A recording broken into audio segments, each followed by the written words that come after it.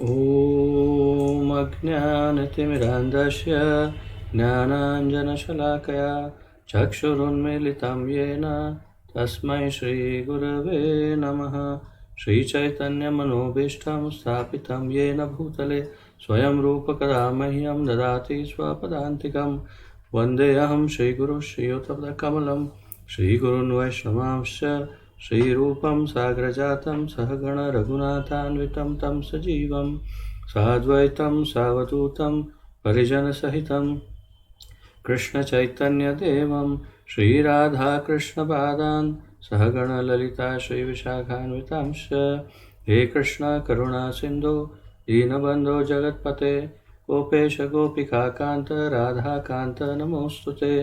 तप्त कांचन गौरांगी राधे वृंदावनेश्वरी वृषभानुसुते देवी प्रणमामि हरिप्रिये।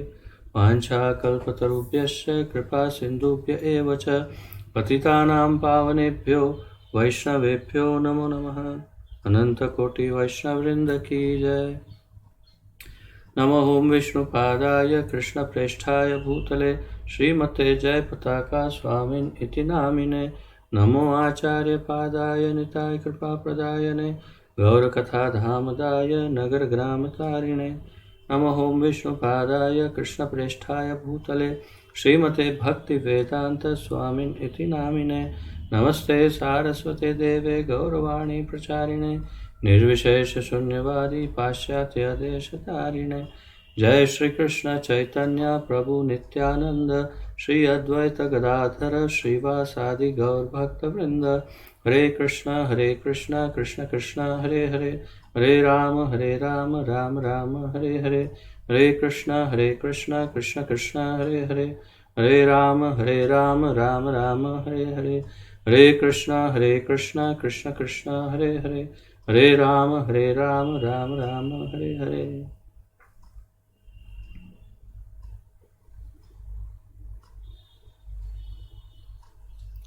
आप सबका स्वागत है पुनः एक बार इस अत्यंत रोमांचक कार्यक्रम में, जिसके अंतर्गत हम बहुत ही महत्वपूर्ण ग्रंथ का अध्ययन कर रहे हैं और बहुत ही महत्वपूर्ण ज्ञान को प्राप्त कर रहे हैं, और वो भी स्वयं भगवान श्री चैतन्य महाप्रभु के श्री मुखारविंद से।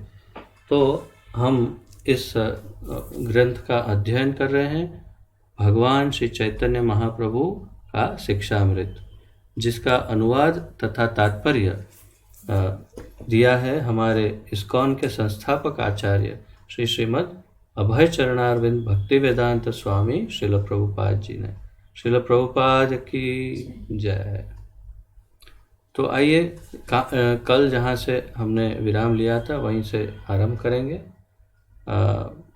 कल पिंकू माता जी नहीं आई थी शायद, तो आशा है कि जो कल का क्लास मिस हुआ उसका वीडियो देख करके आप नोट्स लिख लीजिएगा, ठीक है। तो आइए जहाँ से कल विराम लिया था वहीं से आगे बढ़ते हैं। तो कल हमने बहुत ही महत्वपूर्ण, अत्यंत महत्वपूर्ण भक्ति के दो अंगों का हमने अध्ययन किया। सबसे प्रमुख वैष्णव सेवा और उससे भी प्रमुख वैष्णव अपराध। तो इसका हमने कल अध्ययन किया। वैष्णव सेवा का लाभ क्या, उसके फायदे होते हैं वैष्णव सेवा करने से, और उसका उदाहरण हमने लिया था नारद मुनि के उदाहरण से। तत्पश्चात महाप्रभु ने वैष्णव अपराध के बारे में बताया, और ये बताया कि सभी अपराधों में, सभी पापों में, सभी जो भी घृणित कार्य है, सब में सबसे अधिक अगर कोई नुकसानदेह हो सकता है, किसी भी पाप से अधिक, किसी भी अपराध से अधिक भयानक, तो वो है वैष्णव अपराध। वैष्णव अपराध एक पागल हाथी की तरह हमारी भक्ति लता को संपूर्ण रूप से नष्ट कर सकता है। और उदाहरण के रूप में भक्ति लता का बीज कैसे प्राप्त होता है उसका उसके बारे में सब महाप्रभु ने कल समझाया। उन्होंने वास्तव में गुरु और कृष्ण दोनों की सम्मिलित कृपा होने से भक्ति लता का बीज हमारे हृदय में अंकुरित होता है, उसका ज्ञान दिया। और फिर वो भक्ति लता के रूप में विकसित होता है वो बीज, और उसको सिंचने के लिए श्रवण कीर्तन का हमें जल उसमें देना होता है, और नियम पालन, श्रवण कीर्तन आदि सब करने के पश्चात हम धीरे धीरे उसी भक्ति लता को श्रीधाम गोलोक वृंदावन तक, भगवान के चरणारविंद तक उस भक्ति लता को हम विकसित कर सकते हैं धीरे धीरे धीरे धीरे जल देकर। परंतु वही भक्ति लता के पत्ते सूख सकते हैं, पूरी तरह से भक्ति लता नष्ट हो सकती है, जैसे उद्यान नष्ट हो जाता है। तो ये सब कैसे होता है उसके बारे में हमें ज्ञान कल महाप्रभु दे रहे थे, और उसमें सबसे प्रमुख रूप से हमें ये बताया कि वैष्णव अपराध जो है वो सबसे घृणित, सबसे भयानक है। अगर कोई वैष्णव अपराधी है तो फिर उसके लिए बच पाना बहुत असंभव है, उसकी भक्ति लता संपूर्ण रूप से नष्ट हो सकती है। तो ये सब हमने कल अध्ययन किया। कल का क्लास अत्यंत महत्वपूर्ण था। अगर असंभव हो तो समय मिले तो आप दोबारा भी इसका अध्ययन कर सकते हैं। तो आइए आगे बढ़ते हैं। आज महाप्रभु 10 नाम अपराध के बारे में जानकारी देंगे। और ये इस ग्रंथ का प्रथम अध्याय है। प्रथम अध्याय का शीर्षक है श्री रूप शिक्षा। तो श्री रूप गोस्वामी को जो महाप्रभु ने शिक्षाएं दी 10 दिन तक, उन शिक्षाओं पर आधारित है। और इसमें सबसे महत्वपूर्ण 2 अंग कल हमने देखे। अब हम 10 नाम अपराध को आज देखेंगे।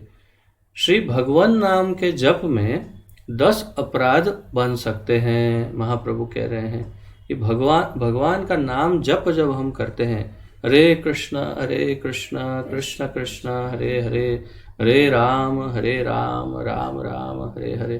तो इस नाम जप के दौरान या नाम संकीर्तन के दौरान हम 10 अपराध कर सकते हैं, जिससे हमें बचना चाहिए। तो इसके बारे में थोड़ी विस्तृत जानकारी यहाँ दे रहे हैं। पहला अपराध, भगवान नाम की पवित्र कीर्ति को विश्वव्यापी बनाने वाले महाभागवतों की निंदा करना। तो मैं साथ में आपको ये 10 नाम अपराध जो है वो पद्म पुराण में दिए हुए हैं। और पद्म पुराण में जो ब्रह्मखंड है, उस ब्रह्मखंड के अंतर्गत ये 10 नाम अपराध का वर्णन है। पद्म पुराण ब्रह्मखंड। और जो पद्म पुराण में जैसा दिया है उसको मैं साथ में पढ़ते हुए आपको महाप्रभु जैसे बता रहे हैं वो दोनों को एक साथ में हम स्टडी करते हैं। तो पद्म पुराण में कहा है, सताम निंदा नामनः परमम अपराधम वितनुते, यतः ख्यातिम यातम कथम उ सहते तद विगर्हाम। तो सताम निंदा नामनः परमम अपराधम वितनुते, तो परम अपराध माना जाता है किसका? यतः ख्यातिम यातम कथम उ सहते तद विगर्हाम। भगवान नाम का प्रचार करने वाले महाभागवतों की निंदा करना। तो जो भक्त अगर सरलता से समझे इसे, तो जो भी भक्त भगवान के नाम का प्रचार कर रहे हैं, या फिर जो भक्त, अर्थात सरलता से और देखें तो जो भी भक्त प्रचारक हैं, जो क्लास देते हैं अथवा दूसरों को भगवत गीता सिखाते हैं या भगवत गीता का वितरण करते हैं या दूसरों को भक्त बनाने का प्रयास करते हैं किसी भी तरह से, या हरे कृष्ण महामंत्र दूसरों को सिखाते हैं, या माला जप माला करवाने का प्रशिक्षण देते हैं, या ये सारे जो प्रवचन दे रहे हैं, या फिर कोई भागवत कथा कर रहा है जो शुद्ध भागवत कथा, वो प्रोफेशनल बड़े बड़े पांडल वाले नहीं जो पैसे लेके करते हैं, वो नहीं, जो वैष्णव है शुद्ध, जो शुद्ध भागवत कथा करता है इत्यादि, जो भगवान का गुणगान करता है, उनकी ख्याति को बढ़ाता है, ऐसे भक्त या फिर ऐसे भक्तों को जो सेवा प्रदान करते हैं, ऐसे भक्त भी, ये भी उसी के अंतर्गत आ जाते हैं। अर्थात कि वो भी वही भक्त माने जाते हैं कि जो प्रचार कर रहे हैं।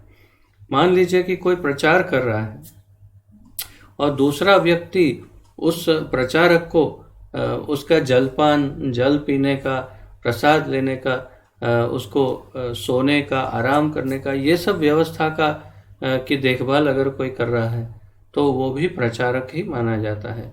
तो अर्थात जो व्यक्ति प्रचार कर रहा है और उसको जो अंग्रेजी में जैसे आजकल कहते हैं बैकएंड, तो बैकएंड से जो सपोर्ट देता है, पीछे से जो सपोर्ट दे रहा है जिससे वो प्रचार कर सके, वो सब प्रचारक ही माने जाते हैं।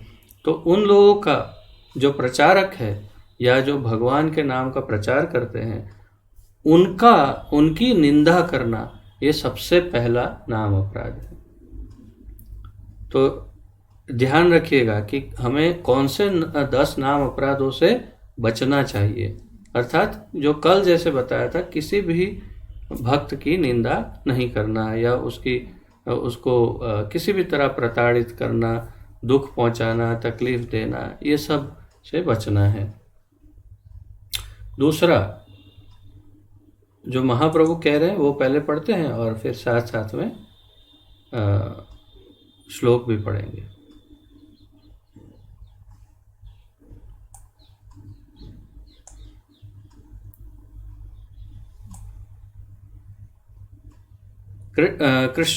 कृष्ण नाम का विश्व भर में प्रचार करने वाला श्री कृष्ण का अतिशय प्रेम पात्र है, क्योंकि कृष्ण नाम श्री कृष्ण से अभिन्न है।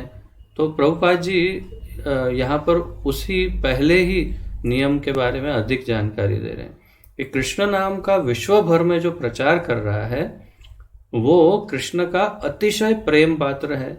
तो ये तो आप जानते हैं कि भगवद गीता के 18वें अध्याय का 68 और 69वां श्लोक जो है, जिसमें भगवान बताते हैं कि न च तस्मान, पहले कहते हैं यह इदम परमं गुह्यम मद भक्तेषु अभिधास्यति भक्तिं मयि परां कृत्वा मामे वैष्यति असंशय न च तस्मान् मनुष्येषु कश्चिन्मे प्रियकृत्तमः भविता न च तस्मात् अन्य प्रियतरो भुवि।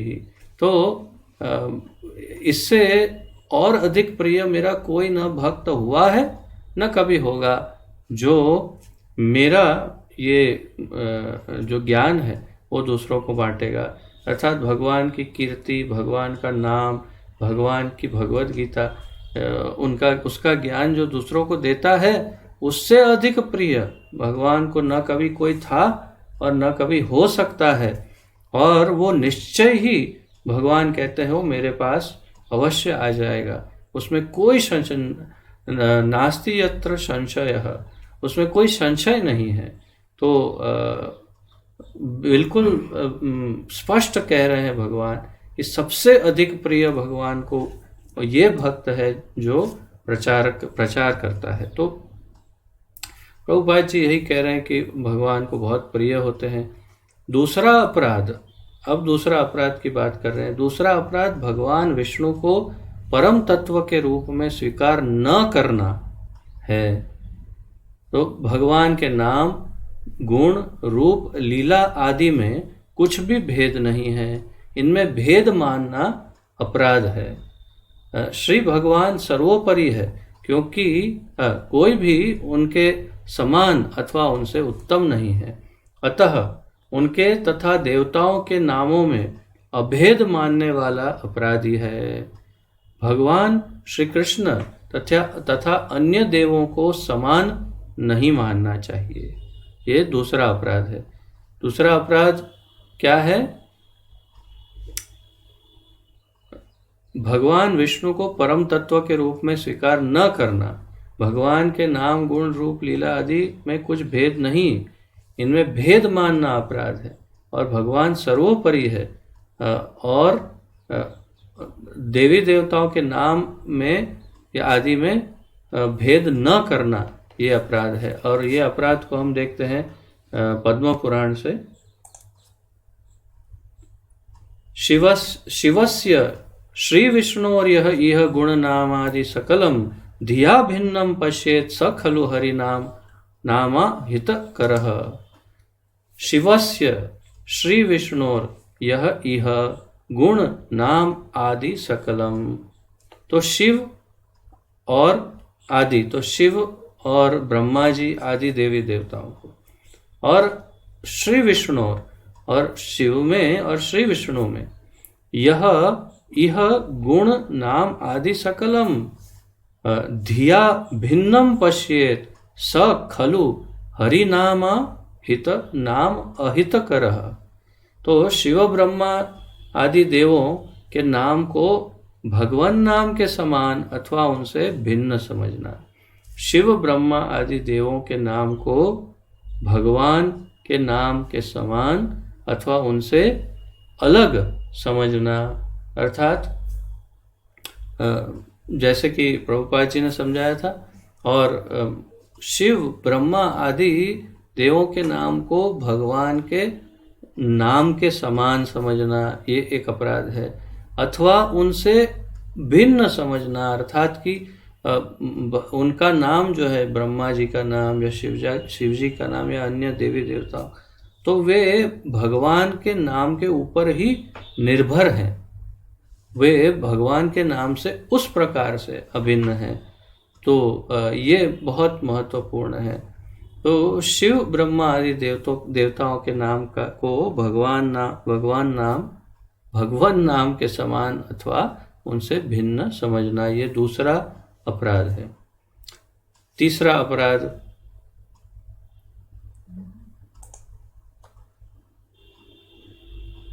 अपराध गुरु को सामान्य समझना है। गुरु को सामान्य व्यक्ति समझना ये तीसरा नाम अपराध है। तो ये इसके अनुसार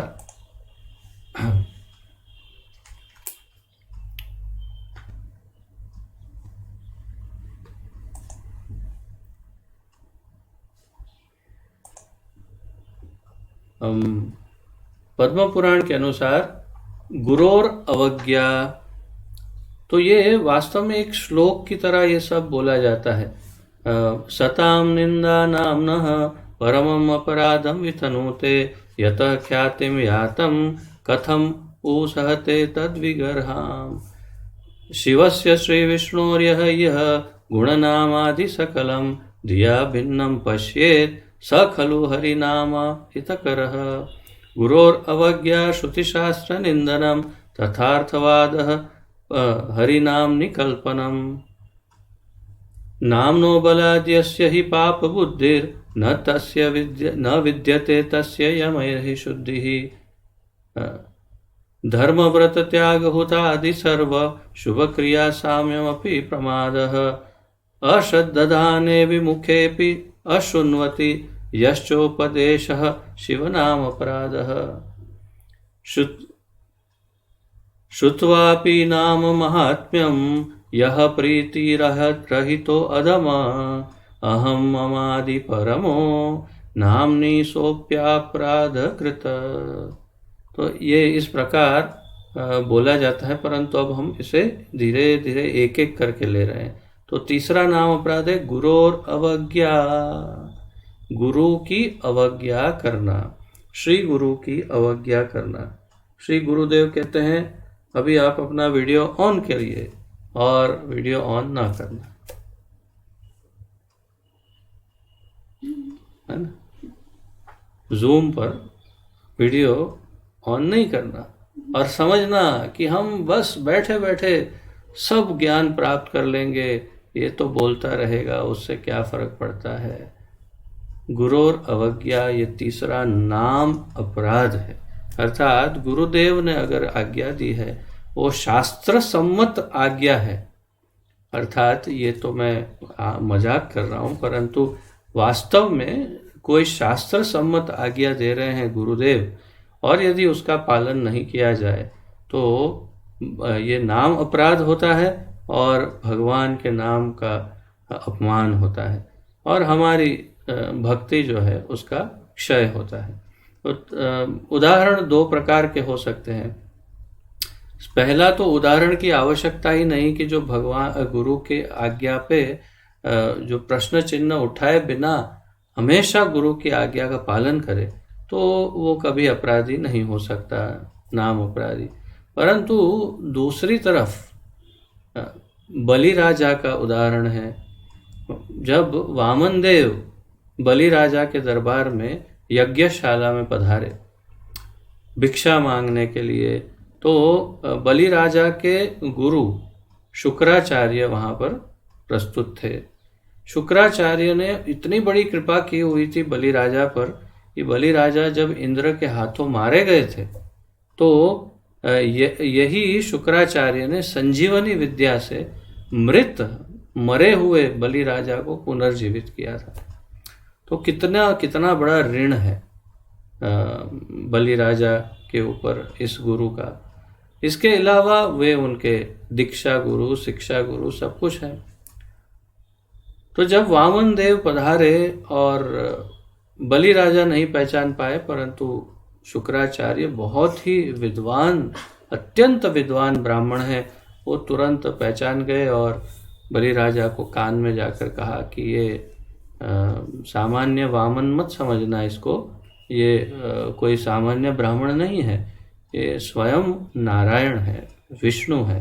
तो इसलिए वो जो भी वचन मांगते हैं उसको देना नहीं।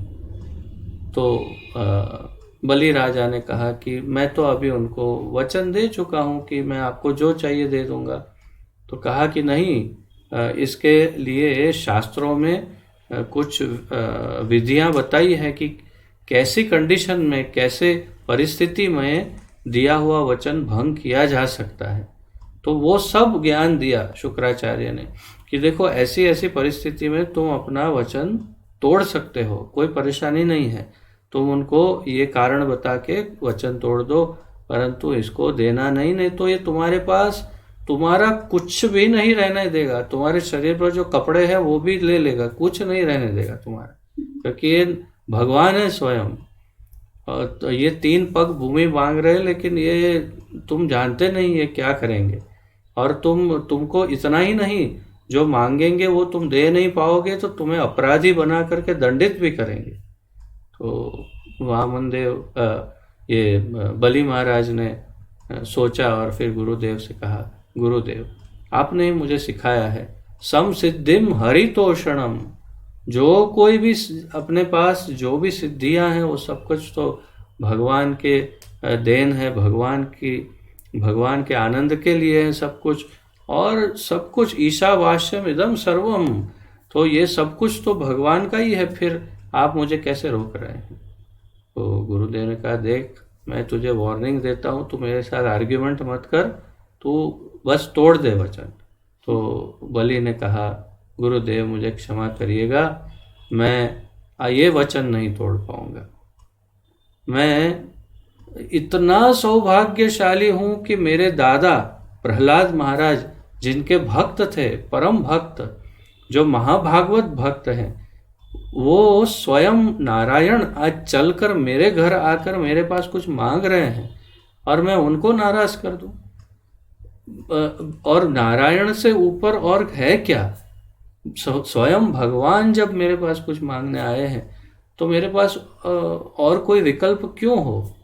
वो जो चाहे वो मुझे देना ही चाहिए उनको, और इसलिए गुरुदेव मुझे क्षमा करिए, मैं आपकी आज्ञा का पालन नहीं कर पाऊंगा। अब गुरुदेव ने कहा कि तुझे इतना बड़ा इससे श्राप लगेगा, अपराध लगेगा कि तू सोच नहीं सकता कि तू गुरु की आज्ञा का की अवहेलना कर रहा है। उन्होंने कहा कि मुझे उसकी परवाह नहीं, जब स्वयं ठाकुर जी मेरे दरबार पर खड़े हैं तो मुझे क्यों चिंता करना, मेरे साथ जो होना होगा होगा, अब तो बस मैं नारायण को सब देना चाहता हूँ। और फिर गुरु ने श्राप दे दिया कि जा तू संपूर्ण रूप से श्रीहीन हो जा, अर्थात कि तुम्हारा सब कुछ, सारा धन दौलत, सब ऐश्वर्य, सब कुछ छिन जाएगा। ऐसा श्राप दे करके शुक्राचार्य रुके नहीं, वहां से चले गए। भगवान वामन ने 3 पग बड़े बड़े हो करके, पहले पग में सारे पाताल लोक आदि, ये क्या बोलते हैं, स्वर्ग लोक आदि पूरा 14 भुवन नाप लिए। दूसरे पग में बाकी के जो भी तीनों लोकों को 2 ही पग में नाप लिया। 3 लोक, त्रिलोक को 2 पग में नाप लिया, तो तीसरा पग कहाँ रखेंगे। बलि को कहा कि अब तो तुम अपराधी हो गए मेरे, क्योंकि तुमने वचन भंग कर दिया। तो बलि ने कहा मैंने वचन तो भंग नहीं किया। तो भगवान ने कहा कि नहीं, तुमने 3 पग भूमि का दिया मुझे वचन, मैंने तो 2 में सब नाप लिया, अब तेरे पास है क्या। तो पहले तो भगवान ने गरुड़ पाश से बलि महाराज को बंदी बना दिया, और बंदी बना करके उनको अपराधी के जैसे खड़ा कर दिया सामने, और फिर उनको बुरा भला कहा, उनको थोड़ी गालियां दी, अर्थात उनको प्रताड़ित किया कि तुम बहुत ये ऐसा किया, तुमने वचन भंग किया। ये सब कुछ बलि महाराज ने सुन लिया। और फिर बलि महाराज ने कहा लेकिन आप भूल गए भगवान कि अभी ये शरीर और मैं स्वयं तो अभी शेष है, आप मुझे भी क्यों नहीं नाप लेते। तो भगवान ने फिर उनके सर पर पैर रखा, उनको भी स्वीकार किया, तो वचन उनका पूर्ण हो गया। बलि महाराज को अपने पैर से धक्का मार करके उन्होंने सूतल लोक में धकेल दिया, धरती से सीधा सूतल लोक में धकेल दिया, और कहा कि तुम्हारे गुरु ने तुमसे सब कुछ छीन लिया, लेकिन मैं तुमको तुम्हारे पास था उससे कई गुना अधिक दे रहा हूं। स्वर्गलोक में जितना ऐश्वर्य नहीं, उससे कई गुना अधिक ऐश्वर्य सूतल लोक में तुम्हें प्राप्त होगा। और उतना ही नहीं, तुम जितना समय अभी ये बाकी का जो कल्प है, वो पूरे कल्प भर में तुम्हारा द्वारपाल बनकर तुम्हारे द्वार पर तुम्हारी रक्षा करूंगा। क्या वॉचमैन, डोर कीपर कहते हैं इसे। तो वॉचमैन बन करके भगवान बलि राजा के दरबार में खड़े रहेंगे। उतना ही नहीं, ये कल्प के बाद जब नया मनवंतर, जब क्षमा कीजिए, नया मनवंतर जब शुरू होगा, तो नए मनवंतर में तुम इंद्र पद को प्राप्त होगे। अर्थात कि अगला, ये अभी जो इंद्र है उसका नाम है पुरंदर, इसके बाद वाला इंद्र तुम बनोगे, जो होंगे राजा बलि। और फिर उसके पश्चात तुम मेरे धाम में नित्यवास के लिए मेरे धाम आ जाओगे। उतना ही नहीं, 12 महाजनों में तुम्हारा नाम लिया जाएगा। जो महाभागवत भक्त हैं भगवान के, 12 टॉप मोस्ट, उनमें एक बलि महाराज है। एक ही कुल के 2 राक्षस कुल के 2, और एक ही राक्षस कुल के 2, प्रहलाद महाराज और उनके पोते बलि महाराज, ये दोनों महाभागवत भक्तों की लिस्ट में है, 12 महाजनों की लिस्ट में है। तो ये है भगवान की कृपा। परंतु गुरु और अवज्ञा की मैं बात कर रहा था कि गुरु की अवज्ञा करने के बाद उनको इतना कुछ मिल गया। तो गुरु की अवज्ञा कर सकते हैं, परंतु किस परिस्थिति में गुरु की अवज्ञा कर सकते हैं, वो परिस्थिति को समझना बड़ा अनिवार्य है। अगर गड़बड़ हो गई परिस्थिति को समझने में, अगर ठीक से नहीं समझ पाए और गुरु की अवज्ञा हो गई, तो संपूर्ण रूप से सब कुछ छीन सकता है। और वो गुरु के ऊपर है कि गुरु कितने नाराज होते हैं, उसके अनुसार दंड प्राप्त हो सकता है। अन्यथा नाम अपराध तो बनता ही है, बाकी कुछ और हो न हो, गुरु की अवज्ञा से नाम अपराध अवश्य बनता है। तो गुरु और अवज्ञा, आज अंत में मैं देखता हूँ वीडियो स्टार्ट करने का बोल के कितने स्टार्ट करते हैं। उसके पश्चात चौथा अपराध वैदिक शास्त्रों तथा पुराण आदि प्रामाणिक ग्रंथों की निंदा करना है। महाप्रभु ने कहा। तो श्रुति शास्त्र निंदनम, चौथा है श्रुति शास्त्र निंदनम, अर्थात वैदिक शास्त्र अथवा प्रमाणों का खंडन करना या निंदा करना।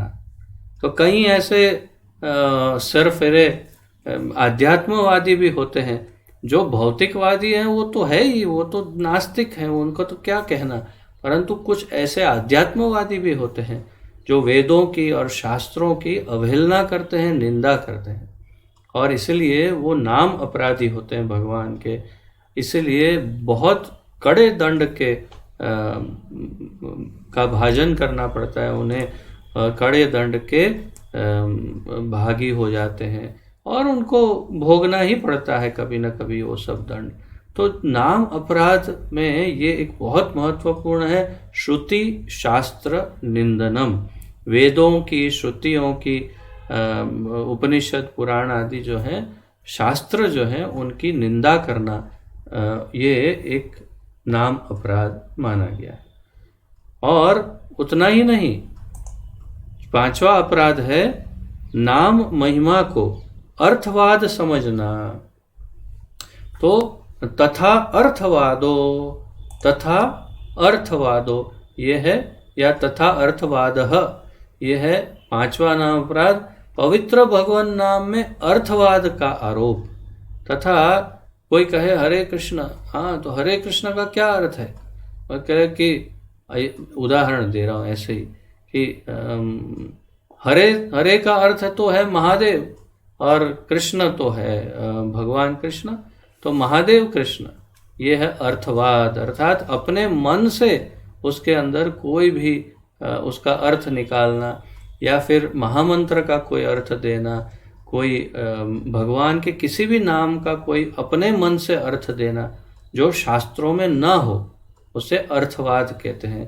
और ये अर्थवाद का या तो फिर उसको काल्पनिक बताकर, वो तो अन्य एक और अपराध है, परंतु किसी भी तरह से भगवान के नाम के अंदर अर्थवाद का आरोप जो है वो एक बड़ा नाम अपराध है। और हरि नामनी कल्पनम जो छठा है, प्रभुपाद क्या बता रहे हैं सुनते हैं। छठा अपराध है भगवान नाम को कल्पित मानना, तो उसे काल्पनिक समझना। ये हरि नाम तो काल्पनिक है, हरे कृष्ण महामंत्र क्या है, तो ये तो कल्पना है, किसी ने लिखा है, कोई तो होगा जिसने लिखा होगा, तो ये तो काल्पनिक है, ये सत्य नहीं है, ऐसा कहना, ये हरे कृष्ण महामंत्र के जप की महिमा को काल्पनिक समझना, हरे कृष्ण महामंत्र के जप की क्षमा कीजिए महिमा को काल्पनिक समझना, ये नाम अपराध है छठा, हरि नामनी कल्पनम। तो भगवान के नाम को काल्पनिक समझ करके उसमें कोई दोष देखना, ये बहुत अपराध युक्त है। ये सब प्राकृत नहीं है, अप्राकृत है। भगवान का नाम और भगवान में कोई अंतर नहीं है। अभिन्नत्वान नाम नामिनो हो। सातवां नाम अपराध है भगवान नाम के बल पर पाप करना। प्रभुपाद जी कह रहे हैं तो भगवान के नाम के बल पर पाप करना, अर्थात नामनो बलाद्यस्य ही पाप बुद्धिर न विद्यते तस्य यमैर ही शुद्धि ही। इससे मुझे स्मरण हो रहा है दो चीज़ें महत्वपूर्ण। आप सब बैठे हैं जो इसमें से अधिक तो जो ऐसे हैं नए भक्त जो दीक्षा लेने के लिए लगभग तैयारी कर रहे हैं, काफ़ी ऐसे भक्त हैं आप में से। तो दीक्षा की जो परीक्षाएं होती है उसमें से ये 10 नाम अपराध आपको मौखिक रूप से बोलने होते हैं, अर्थात इसे कंठस्थ करना है।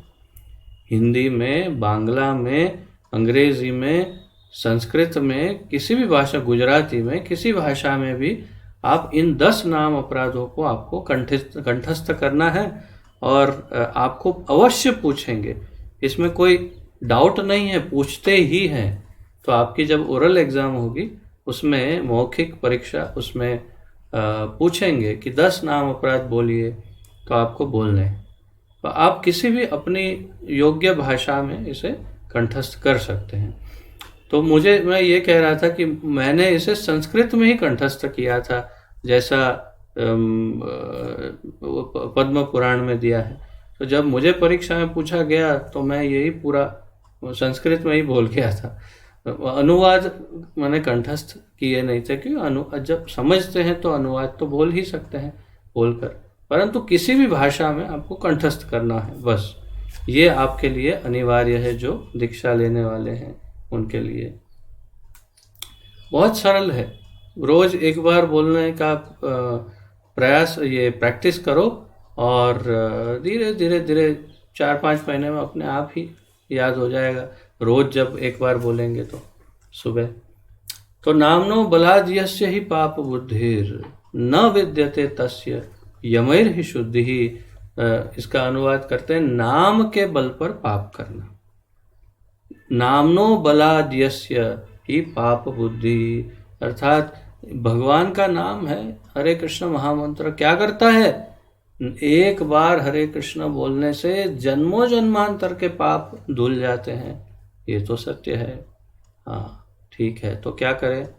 अरे थोड़ा पाप करते हैं, फिर नाम जप करते हैं, फिर पाप करते हैं, फिर नाम जप करते हैं। इसे कहते हैं नाम के बल पर पाप करना। अर्थात ये समझना कि हरे कृष्ण महामंत्र जपने से तो सारे पाप धुल जाते हैं, सत्य भी है, तो फिर पाप भी करो, नाम भी जपो, क्या प्रॉब्लम है? दोनों काम हो जाएंगे। तो ये ऐसा समझकर नाम जप करने वाला नाम अपराधी माना जाता है, और नाम अपराधी तो नाम अपराधी है। तो इसलिए ऐसी भावना के साथ कभी नाम जप नहीं करना चाहिए, और जो पाप हैं, पाप क्रियाओं को छोड़ देना चाहिए, आगे नहीं करना चाहिए।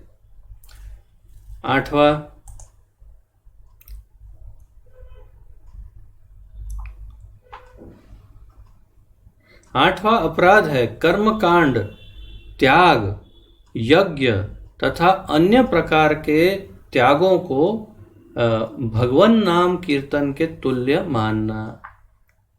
8वां अपराध क्या है? धर्म व्रत त्याग हुतादि सर्व शुभ क्रिया साम्यम अपि प्रमादः।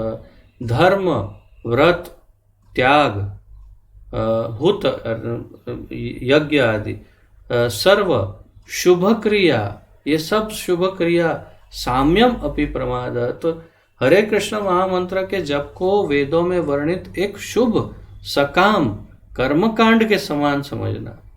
तो कोई कहे कि भाई ये व्रत कर लो, जैसे कोई भी व्रत, कोई आप जो व्रत करते हैं, कोई एक व्रत कर लो, ये शास्त्रों में बताया, इससे बहुत फायदा होता है, अच्छी बात है। क्या होगा?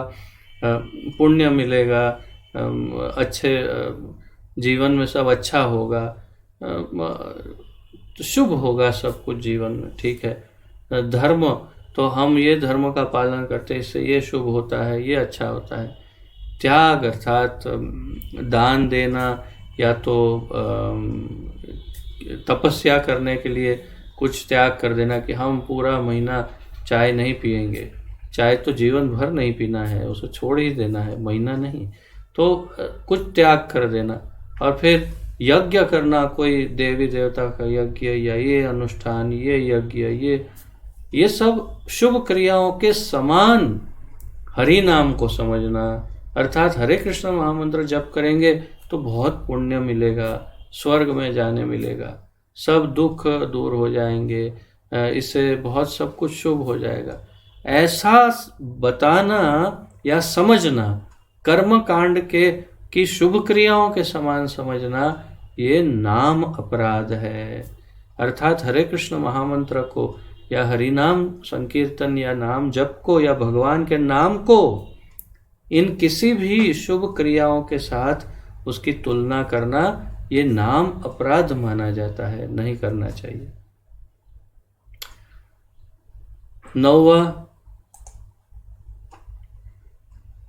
9वां अपराध श्रवण की इच्छा से रहित श्रद्धाहीन मनुष्य से भगवान नाम कीर्ति का वर्णन। वो स्वाभाविक है, यहाँ जो बता रहे हैं वैसे ही। अश्रद्धाने विमुखे अपि शृण्वति यश्चोपदेशः शिव नाम अपराधः। अश्रद्धालु व्यक्ति को कृष्ण नाम की महिमा का उपदेश करना, अश्रद्धालु व्यक्ति को कृष्ण नाम की महिमा का उपदेश करना। कोई व्यक्ति संपूर्ण रूप से अश्रद्धालु है, जिसे भगवान में या भगवत तत्व में या कोई हमसे कुछ विशेष कुछ है ऐसा किसी कोई विश्वास नहीं, कृष्ण में कोई विश्वास नहीं, भगवान में कोई आस्था नहीं, जिसको ऐसे व्यक्ति को आप बैठ कर के चलो मैं तुम्हें भगवान का नाम बताता हूँ उसको, तो वो अपराध ही अपराध करेगा, अपमान ही अपमान करेगा भगवान का, तो और अधिक अपमान और अधिक अपराध उसको, और पाप उसके बढ़ जाएंगे, अपराध बढ़ जाएंगे। तो ऐसे व्यक्ति को भगवान के नाम की महिमा का उपदेश नहीं करना चाहिए। भगवत गीता के 18वें अध्याय के 67वें श्लोक में 67 में 18.68 और 69 हम बताते हैं कि कौन भगवान का सबसे अधिक प्रिय होता है, जो प्रचार करता है। परंतु 67 में भगवान वार्निंग देते हैं कि अश्रद्धालु या मेरे जो अभक्त है, जो मेरा भक्त नहीं, ऐसे लोगों को ये ज्ञान नहीं देना। तो यही बात यहाँ 9वें नाम अपराध में भी बताया है कि अश्रद्धालु व्यक्ति को कृष्ण नाम की महिमा का उपदेश करना, ये भी नाम अपराध बताया। तो इसलिए ध्यान रखना है कि कभी भी प्रचार करेंगे तो प्रयास करिए, लेकिन जैसे ही वो कुछ अनर्गल प्रलाप करने लगे, अर्थात भगवान को उल्टा सीधा बोलने लगे, भगवान की महिमा को चोट पहुंचाने लग जाए या कुछ भी उल्टा सीधा बोले, तो आप समझ जाइए कि ये पूरा अश्रद्धालु है, ये नहीं कन्वर्ट हो सकता। और हम नित्यानंद प्रभु नहीं कि हम जगाई मदाई का उद्धार कर सके। इसलिए अगर ऐसा लगे कि सामने वाला भगवान का अपमान कर रहा है, तो उसे आगे और कुछ मत बोलिए, वहाँ से आप चले जाइए बस। क्योंकि भगवान का अपमान सुनना भी हमारे लिए अपराध है, इसलिए तुरंत निकल जाना चाहिए वहाँ से और आगे प्रयास नहीं करना चाहिए। तो इस बात का ध्यान हमेशा प्रचारक को रखना है। और 10वां नाम अपराध,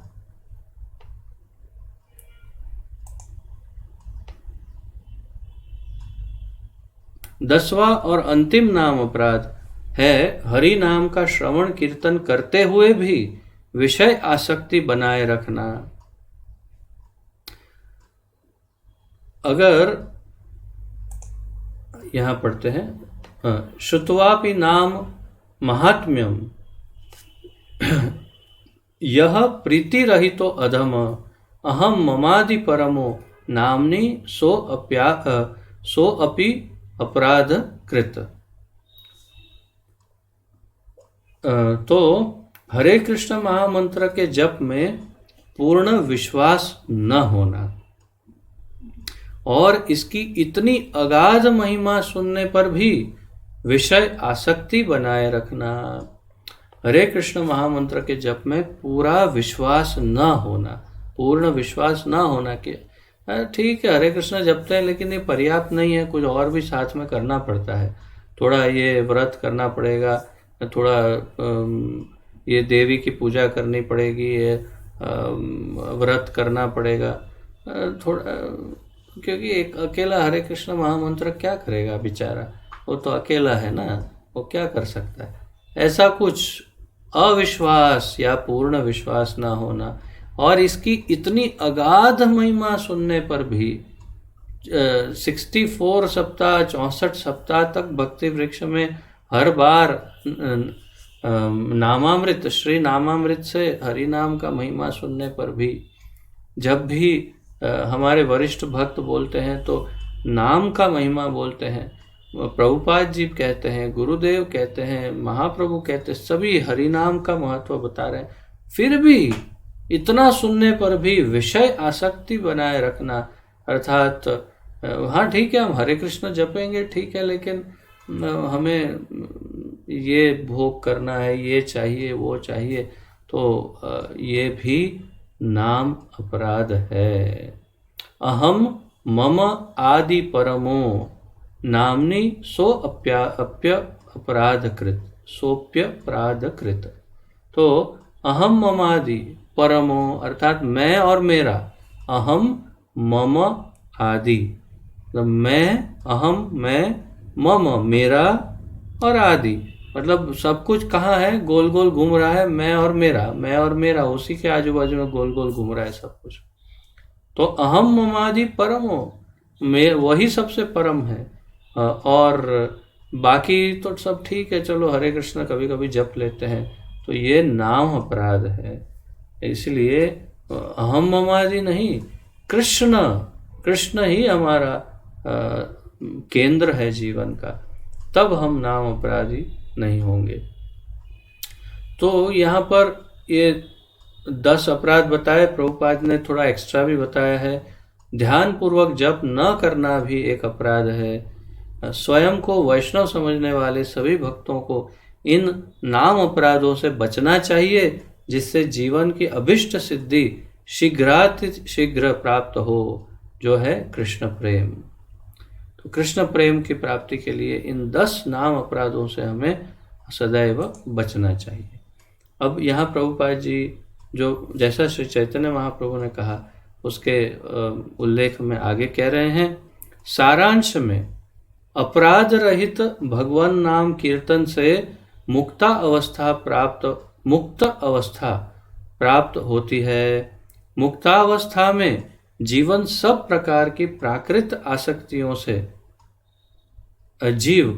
मुक्ता अवस्था में जीव सब प्रकार की प्राकृत आसक्तियों से अपने आप मुक्त हो जाता है। तो सारांश में अपराध रहित भगवान नाम कीर्तन से मुक्त अवस्था प्राप्त होती है, और मुक्त अवस्था में जीव सभी आसक्तियों से अपने आप मुक्त हो जाता है। परंतु वो मुक्त अवस्था कब प्राप्त होती है? जब नाम अपराध रहित नाम जप करे तब। तो ये आपको दीक्षा लेनी है कि नहीं वो सेकेंडरी है।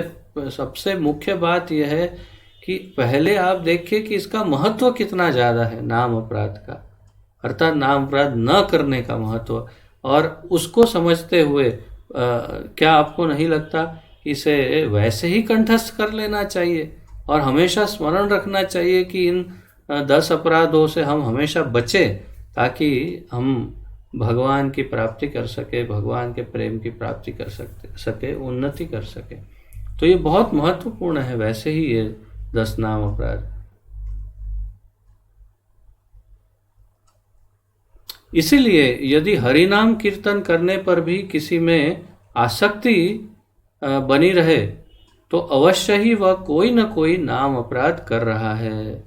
तो यदि कोई हरिनाम कीर्तन करता है फिर भी उसकी आसक्ति किसी न किसी में बनी रहती है, तो समझना चाहिए कि वो कहीं न कहीं नाम अपराध अवश्य कर रहा है। या तो गुरु की अवज्ञा, या किसी वरिष्ठ वैष्णव जो प्रचार कर रहे हैं उनकी निंदा कर रहा है, या तो शास्त्रों में अर्थवाद कर रहा है, या भगवान के नाम में अर्थवाद अर्थात शास्त्रों की निंदा, भगवान के नाम का में अर्थवाद का आरोप कर रहा है, या श्रद्धा उसकी पूरी नहीं है, या कुछ ना कुछ अपराध नाम का कर रहा है, जिसके कारण वो उन्नति नहीं कर पा रहा है। कुछ अन्य कारण भी भक्ति लता मार्ग में उत्पात करते हैं। तो ये हमने जो 10 नाम अपराध देखे वो इसलिए देखे क्योंकि महाप्रभु के अनुसार भक्ति लता को नष्ट करने में, भक्ति के विकास को रोकने के लिए या नष्ट करने के लिए, विकास को नष्ट करने के लिए जो भी महत्वपूर्ण है, जैसे नाम अपराध और वैष्णव अपराध, इसकी चर्चा महाप्रभु कर रहे हैं। इसके अलावा और भी कुछ है जो इस भक्ति लता को नष्ट कर सकता है। तो एक था वैष्णव अपराध, दूसरा है नाम अपराध, और अब आगे बता रहे हैं तीसरा। भक्ति लता के साथ साथ लौकिक कामना रूपी घास पात उग आती है। अर्थात जब हम किसी गार्डन में जब पानी छिड़कते हैं, पौधे उगाते हैं फूलों के या तुलसी आदि, तो साथ में छोटी छोटी घास दूसरी वाली भी उग जाती है जिसकी हमें आवश्यकता नहीं होती है, जिसे अंग्रेजी में कहते हैं वीड्स। तो वीड्स अर्थात जो जरूरी नहीं है, ऐसी घास जो नुकसान भी कर सकती है या तो फिर जिसका कोई फायदा नहीं। तो जब हम जल देते हैं इस भक्ति लता को, तब उसमें ऐसी घास भी उगना संभव है। तो यह स्वाभाविक है कि भक्ति पथ पर प्रगति करने वाले के पास बहुत से व्यक्ति शिष्य बनने अथवा कुछ प्राकृत सुख साधन स्वीकार कर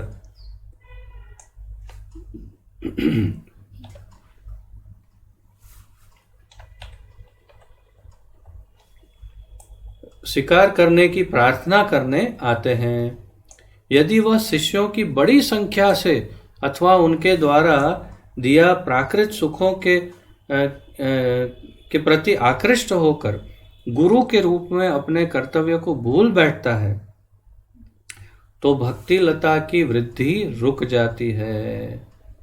तो यदि कोई गुरु पद पर बैठा दिया है उनको किसी ने, और फिर धीरे धीरे उसकी सेवा आदि हो रही है, और फिर उसको भोग विलास की वस्तुएं भी प्रदान की जा रही है और वो भोग करता भी जा रहा है उसका, तो फिर उसका पतन बिल्कुल निश्चित है और उसकी भक्ति लता की वृद्धि रुक जाती है। अर्थात वो फिर भक्ति में विकास नहीं कर पाता, वो भोग विलास में विकास करने लगता है, भक्ति में विकास नहीं कर पाता है।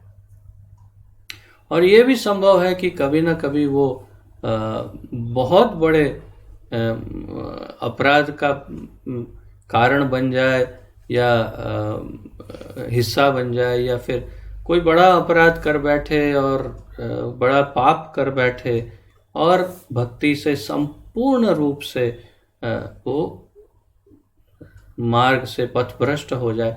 ये संभव है। कई उदाहरण कई बहुत सारे उदाहरण हैं। हमारी संस्था में भी कुछ उदाहरण हैं। कभी हम नाम तो ले नहीं सकते, परंतु अभी बड़े बहुत कम दिनों पहले की बात है। आप सब जानते हैं कि कितने बड़े वरिष्ठ पद पर बैठे हुए भक्त कितनी घृणित वस्तु में इनका पतन हो गया और पूरी तरह से उनका सारा पदवी मान मर्यादा सब कुछ उसका नष्ट हो गया। तो उनकी पदवी छीन ली गई और उनको मंदिर से निकाल दिया गया, क्योंकि उनका कार्य बहुत ही घृणित था। तो ये कब संभव है? ये अपराध का ही फल है। नाम अपराध, वैष्णव अपराध, ये सब का फल है कि जिसमें ये हो जाता है। और जब प्रतिष्ठा आने लगती है, प्रतिष्ठित व्यक्ति हो गए, तो बहुत सारा वैभव आ गया, बहुत सारी सुविधाएं मिल गई और उसका दुरुपयोग करने लगे, तब भी ये संभव है कि इस प्रकार फिर संपूर्ण रूप से पतित भी हो सकते हैं। तो बहुत ध्यान रखना चाहिए। यदि शिष्य मिलने लग जाते हैं आदि, तो गुरु को अपना कर। इसके सबसे श्रेष्ठ उदाहरण तो हमारी संस्था में अनेकों हैं, परंतु प्रभुपाद जी सर्वश्रेष्ठ उदाहरण है। कभी भी उनको जो कुछ भी शिष्यों ने दिया उन्होंने प्रेम से स्वीकार किया, और स्वीकार करते हुए भी कभी भी किसी भी वस्तु से आसक्त नहीं हुए। जब शिष्यों ने अमेरिका में उन्हें सबसे बड़ा सबसे महंगा सिंहासन बना के दिया, तो उस पर बैठे और प्रवचन दिया। और जब भारत आए और यहाँ वृंदावन पधारे, तो वहाँ पर उनकी जो पुरानी कुटीर है वहाँ पर गए और जमीन पर बिल्कुल एक सामान्य व्यक्ति की तरह बिना किसी भी प्रकार के संकोच के बड़े आसानी से आराम से वहाँ बैठ गए, लेट गए और वहीं पर निवास करने लगे। तो सुख सुविधाओं से उनकी कोई आसक्ति नहीं थी, उनकी आसक्ति केवल भगवान के नाम के प्रचार में थी और यही उन्होंने सिद्ध किया। हमारे गुरु जनों का भी यही है। सभी हमारे गुरु महाराज तथा अन्य जो भी वरिष्ठ भक्त हैं, कई उदाहरण हैं। तो ये एक महत्वपूर्ण पड़ाव है इसका।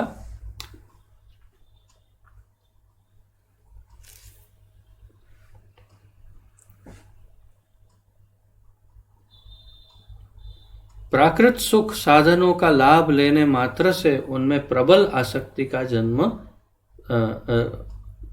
आसक्ति का हो जाना संभव है। मुक्ति की कामना ही हानिप्रद, क्षमा कीजिए आज कुछ पढ़ने में ज़्यादा ही गलती कर रहा हूँ, मुक्ति की कामना भी हानिप्रद मानी गई है। मुक्ति की, अब ये नया विषय है।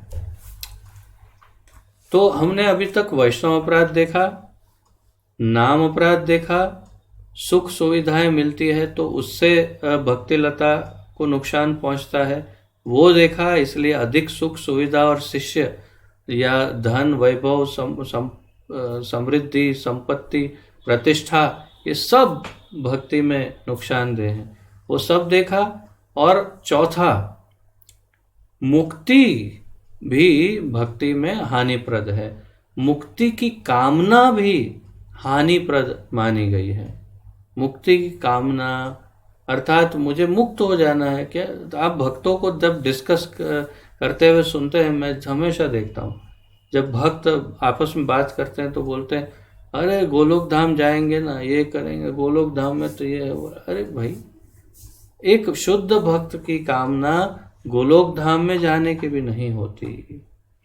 प्रभुपाद जी यहाँ इतनी बड़ी बात कहेंगे आज, इतनी बड़ी बात, ये सुन करके कई भक्त तो हिल जाएंगे, क्योंकि बहुत बड़ी बात कर देते हैं प्रभुपाद जी। और यही परंतु सत्य है। भक्त के हृदय में केवल एक ही कामना होती है कि मेरे प्रभु कैसे प्रसन्न रहें, मैं नरक में रहूं, मैं उनके पास गोलोक में रहूं, मैं कहीं भी रहूं, मेरे प्रभु प्रसन्न जहां रहे, मैं उस प्रकार से अपने आप को रखना चाहता हूं।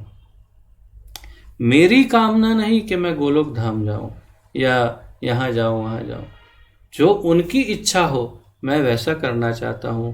ये एक भक्त की इच्छा होती है, शुद्ध भक्त। तो पढ़ते हैं, एकमात्र भक्तिपूर्ण सेवा करने की इच्छा ही होनी चाहिए। एक ही इच्छा होनी चाहिए भक्तिपूर्ण सेवा करने की। यही नहीं, प्रमाद पूर्वक विधि निषेध का अतिक्रमण भी हानिकारक है। दूसरा मतलब ये पांचवा पॉइंट कि ओवर कॉन्फिडेंस से या प्रमाद से, अहंकार के कारण, अरे ये क्या नियम ठीक है चलता है, नियम पालन नहीं किया तो क्या हो जाएगा। अभी 2-3-4 दिन पहले ही मुझे कोई भक्त बता रहे थे कि किसी भक्त का इंटरव्यू लिया जा रहा था और वो भक्त ने कहा, हाँ मैं ऐसे चाय वाय में ज़्यादा नहीं मानती हूँ, वो तो चाय पिए नहीं पिए तो थोड़ी भगवान के धाम नहीं जा सकते। तो जो शास्त्रों के नियम हैं, जो आचार्यों द्वारा स्थापित नियम हैं, उनमें दोष देखना या तो उनमें श्रद्धा ना होना या प्रमाद पूर्वक ये कहना, अरे ठीक है ये सब हम नहीं मानते, तो घर में प्याज लहसुन खाना, चाय कॉफ़ी पीना आदि, नशा करना, जुआ, अवैध संबंध आदि, ये सब करके भी भगवान का नाम जपते रहना, ये बहुत बड़ा अपराध है, ये बहुत भयानक है। और तो ये पांचवा अपराध है। यही नहीं, प्रमाद पूर्वक विधि निषेध का अतिक्रमण भी हानिकारक है। तो ये प्रमाद है, ये ठीक है, क्या फर्क पड़ता है, अभी पालन किया नहीं किया क्या हो जाएगा।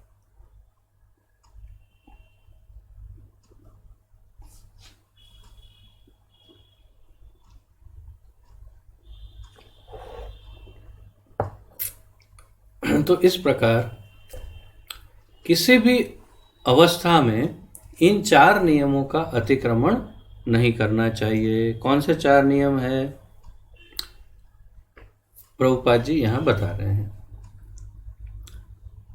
प्रामाणिक शास्त्रों में निम्नलिखित निषेध हैं। ये निषेध जो है वो प्रामाणिक शास्त्रों में दिए हुए हैं, ये मनगढ़ंत निषेध नहीं है। इस्कॉन संस्था ने अपने मन से निकाले हुए निषेध नहीं, ये शास्त्रों में दिए हैं। 4 कौन से 4? व्याभिचार, मद्यपान, मांसाहार तथा जुआ।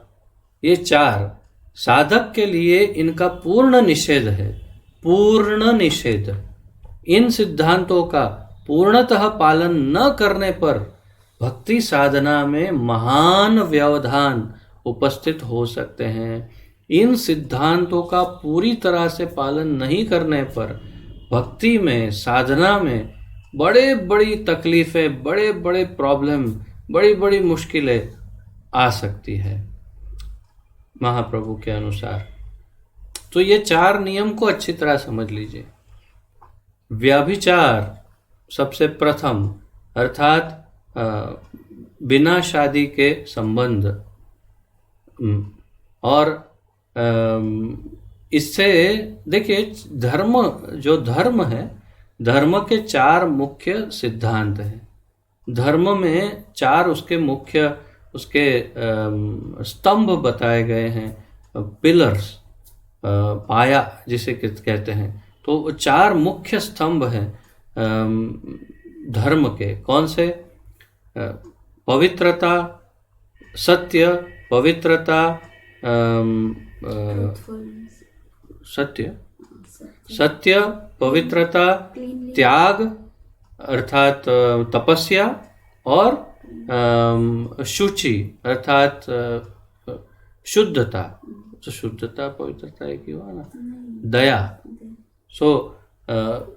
फिर से सत्य, पवित्रता या शुद्धता, शुचि, तीसरा दया, और चौथा त्याग या तपस्या। तो ये 4 धर्म के मुख्य पाए हैं अथवा पिलर्स हैं, स्तंभ हैं, जिसके आधार पर धर्म खड़ा है। ये चारों अगर कट गए तो धर्म गिर जाता है। कौन सा? फिर से सत्य, फिर पवित्रता, शुद्धता, शुचि, ये सब एक ही बात है। तो शुद्धता, पवित्रता, शुचि, तो सत्य, शुद्धता, फिर दया अर्थात करुणा, दया, और चौथा है त्याग या तपस्या, तपश्चर्या। अब ये 4 को इन 4 से जोड़ लीजिए। व्याभिचार, मद्यपान, मांसाहार और जुआ। तो ये 4 इससे जुड़े हुए ही हैं, इसीलिए ये धर्म के पाए हैं, बताए जाते हैं। तो धर्म को जैसे सबसे पहला लेते हैं सत्य। सत्य को कैसे खंडित किया जा सकता है? अगर कोई जुआ खेलता है तो वो सत्य को खंडित करता है। तो जुआ खेलने से या जुआ अर्थात शेर, सट्टा आदि जो भी, जुए से सत्य खंडित होता है। आप इसी तरह से नोट्स करिएगा, जुए से सत्य खंडित होता है। फिर मद्यपान या तो नशा, किसी भी प्रकार का नशा, चाय, कॉफ़ी, बीड़ी, सिगरेट, तंबाकू आदि, या ड्रग्स आदि, या मदिरा आदि, तो ये मद्यपान में आ जाता है। तो मद्यपान किससे, उससे क्या खंडित होता है? कौन सा? ये धर्म के 4 नियमों से। एक तो हो गया सत्य जो जुआ से होता है। मद्यपान से तपस्या का खंडन होता है, अर्थात जब भी हम नशा करते हैं तो त्याग या तपस्या या संयम जिसे कहते हैं वो खंडित होता है। फिर मांसाहार करने से, मांसाहार में अंडा, मछली, प्याज, लहसुन, मसूर की दाल और किसी भी प्रकार का मांसाहार, ये सब कुछ दया को समाप्त करता है। तो उससे दया खंडित हो जाती है। और व्यभिचार तो जैसे बिना शादी के संबंध आदि, तो ये सब जो व्यभिचार है वो करने से शुद्धता, पवित्रता जो है, वो क्लीनलीनेस जिसे कहते हैं, वो शुद्धता और पवित्रता खंडित हो जाती है। तो ये 4 धर्म के पाया जो है या स्तंभ, उसे ये 4 नष्ट करते हैं। इसीलिए इन चारों को संपूर्ण रूप से निषेध बताया है, अर्थात इसको संपूर्ण रूप से हमें रोकना है। व्यभिचार, मद्यपान, मांसाहार और जुआ। अगर कोई ये करते हुए भी नाम जप करता है तो उससे क्या फल मिलता है मैं आपको बताता हूँ एक स्टोरी के साथ। अगर कोई व्यभिचार करता है या मद्यपान करता है या मांसाहार करता है, जुआ खेलता है और साथ में नाम जप करता है, हरि कीर्तन करता है, प्रचार करता है, तो क्या होता है वो अब सुनिए। एक बार एक महाशय की शादी थी और उनको पूरी बारात के साथ एक नदी के तट पर पहुंचे और उन्होंने कहा कि अब शादी के लिए जाना है, अब रात होने आ गई है और कल सुबह शादी है। तो उन्होंने, वहाँ नाविक था, वो बड़ी नाव थी, उसको कहा कि चलो चलो फटाफट ले जाओ उधर उस पार। बोले नहीं नहीं नहीं नहीं साहब जी, हम अभी नहीं ले जाएंगे। बोले नहीं नहीं नहीं, आपको दुगना पैसा देंगे, 4 गुना पैसा देंगे, कल सुबह मेरी शादी है, चलो चलो चलो चलो चलो। अरे अंधेरा हो गया, नहीं चलेगी नाव, नहीं, बहुत मुश्किल होता है अंधेरे में। अरे नहीं नहीं चलो चलो चलो। अरे ठीक चलो। तो फिर कैसे भी अंधेरा हो ही गया था उस समय, पूरा अंधकार। वो तो पुराने ज़माने की सब बात है, तो लाइट वाइट नहीं थी। और फिर सब बैठ गए नाव में और नाविक ने करके चालू कर दिया, क्या बोलते उसको, हैं? हाँ। तो बहुत ज़ोर ज़ोर से वो कर रहा है और पूरी रात भर सब लोग ऐसे ऐसे डोल रहे हैं, हाँ हाँ हाँ क्या बात है। और वो सोच रहे हैं कल सुबह शादी होगी और सब अंदर प्लानिंग कर रहे हैं बैठ के नाव में कि हाँ देखो कल ऐसा करना है, वो इसको ऐसा करना है, इसका ऐसा, उसके जूते संभाल के रखना, वो लड़की वाले चुरा के ना ले जाए, ये वो सब, और सब ऐसे ऐसे डोल रहे हैं। धीरे धीरे धीरे धीरे सुबह हुई। जैसे ही प्रकाश हुआ और सूर्य देव उगे तो सब लोग एकदम, इतनी बड़ी बड़ी आंखें हो गई सबकी। अरे ये क्या हो गया, क्यों, क्या हुआ? जहां थे वहीं के वहीं है, 1 इंच भी आगे नहीं हिले। पूरी रात भर वो करता रहा और पूरी रात में 1 इंच भी जो नाव है हिली नहीं वहां से। बहुत दुखी हो गए। और वो वर राजा का तो आप कल्पना कर सकते हैं कि क्या हालत हुई। जिसकी शादी थी दूसरे दिन, वो तो वहीं रह गया एक साइड पे। तो फिर नाविक को पूछा, महात्मा जी, हे दयालु, आपने पूरी रात जो नाव चलाई तो हमें क्यों 1 इंच भी नहीं हिला पाए आप, क्या हुआ? बोले 1 मिनट देखता हूँ। इधर उधर देखो, हो क्या हुआ? मैं लंगर निकालना ही भूल गया। अरे तो लंगर अंदर फंसा रहा और पूरी रात नाव चलाता रहा, तो क्या हुआ? 1 इंच भी नाव नहीं हिली। बिल्कुल उसी प्रकार ये सब लंगर है, व्यभिचार, मद्यपान, मांसाहार और जुआ। अगर ये भी करता है और जप भी करता है तो 1 इंच भी भक्ति में आगे नहीं बढ़ेगा, कहीं नहीं जाएगा, वहीं का वहीं रहेगा। इसलिए कोई फायदा नहीं होगा भक्ति में। अगर भक्ति लता को आगे बढ़ाना है तो इन चारों को अवश्य छोड़ना ही पड़ेगा, समूल संपूर्ण रूप से। हृदय में उसकी इच्छा तक को नष्ट करना पड़ेगा। हृदय में इच्छा भी नहीं होनी चाहिए कि ये अरे मैंने छोड़ दिया लेकिन मुझे तो बहुत अच्छा लगता है। कई बार प्रभुपाद जी ने चॉकलेट खाने के लिए भी मना किया है। उसमें वो आता है, what is that, what is that, cocoa, cocoa भी नहीं लेना चाहिए, तो उसमें भी नशा है। तो प्रभुपाद जी ने वो ब्लैक चॉकलेट जो होती है उसे खाने के लिए मना किया। तो कई बार कई माताएं कहती है वो चॉकलेट के लिए क्यों मना किया प्रभुपाद जी ने? तो हृदय में चॉकलेट अगर है तो फिर कोई फायदा नहीं होगा। इसीलिए तात्पर्य यह है कि संपूर्ण रूप से इन चारों को छोड़ना होगा। अवैध संबंध, नशा, हर प्रकार का मांसाहार और जुआ, इसका त्याग करेंगे तो ही हमारी नाव सामने पार जा सकेगी। नहीं तो पूरी रात आज करता रहेगा, कुछ नाव 1 इंच भी हिलेगी नहीं। क्योंकि मैं जानता हूँ आप में से कुछ भक्त जो मांसाहार नहीं छोड़ पा रहे हैं, फिर भी जप करते हैं, तो कोई फायदा होने वाला नहीं है, ये ध्यान में रखिएगा। इन सिद्धांतों का पूर्णतः पालन न करने पर भक्ति साधना में महान व्यवधान उपस्थित हो सकता है। प्रभुपाद जी कह रहे हैं महान व्यवधान, बड़ी बड़ी तकलीफें हो सकती है।